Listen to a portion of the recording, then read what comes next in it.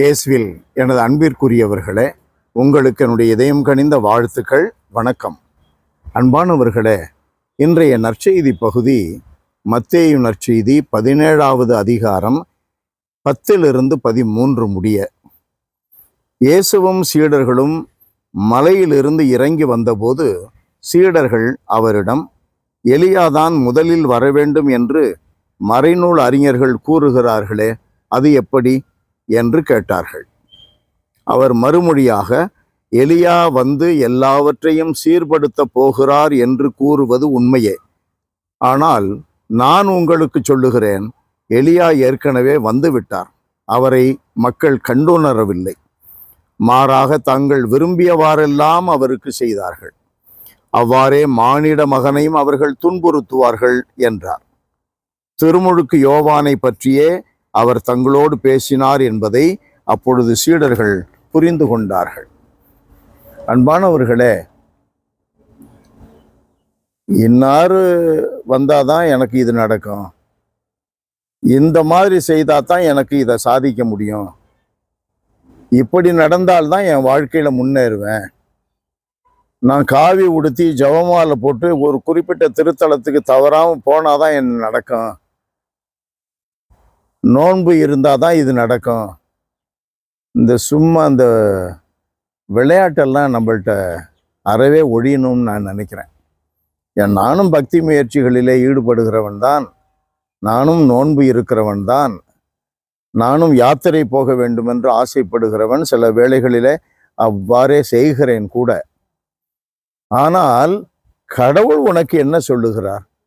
எலியா வந்தால் என்ன, இன்னொருவர் வந்தால் என்ன, அவர் வந்தாதான் எல்லாத்தையும் சீர்படுத்துவார்னு சொல்லி இருக்குதுன்னா, அவர் வந்தார்னா இவர் என்ன சொல்றாரு அதை கவனி. திருமுழுக்கு யோவான் என்ன சொல்லுகிறார் அதை கவனியுங்கள், சீர்படுத்துங்கள்.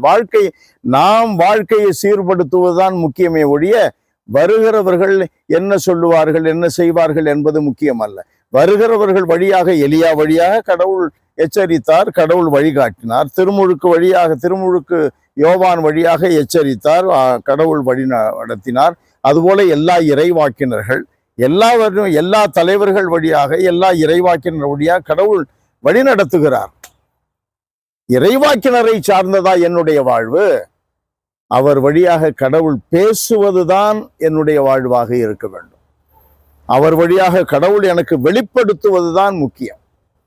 அப்பா ரொம்ப படித்தவரா இருக்கணும், அம்மா ரொம்ப அழகானவரா இருக்கணும், அதான் முக்கியம். அப்பா எனக்கு சொல்றாரா, அம்மா எனக்கு சொல்றாங்களா, அதற்கு கீழ்ப்படிந்து நடப்பது தான் எனக்கு முக்கியம். குருவானவர் ரொம்ப திறமை, ரொம்ப காசு இருந்துச்சு, ரொம்ப பெரிய காரியங்கள்லாம் செய்தாரு.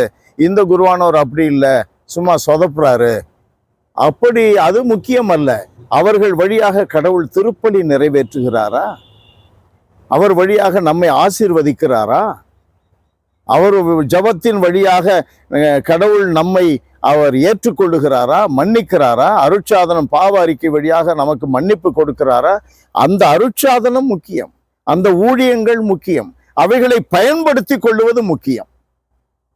எல்லாம் வல்லவரே எங்கள் தகப்பனே, எங்களுக்கு கிடைக்கின்ற எல்லா சாதனங்களையும் பயன்படுத்தி கொள்ள, எங்களுக்கு கிடைக்கின்ற அனைத்து வாய்ப்புகளையும் பயன்படுத்தி கொள்ள, இவ்வாறு உம்முடைய வார்த்தைகளுக்கு கீழ்ப்படிந்து, உம்முடைய கட்டளைகளை கடைபிடித்து, உமக்கு விருப்பமானவர்களை நான் ஏற்று வாழுகின்ற வரத்தை எனக்கு தந்தருளும் ஆண்டவரே.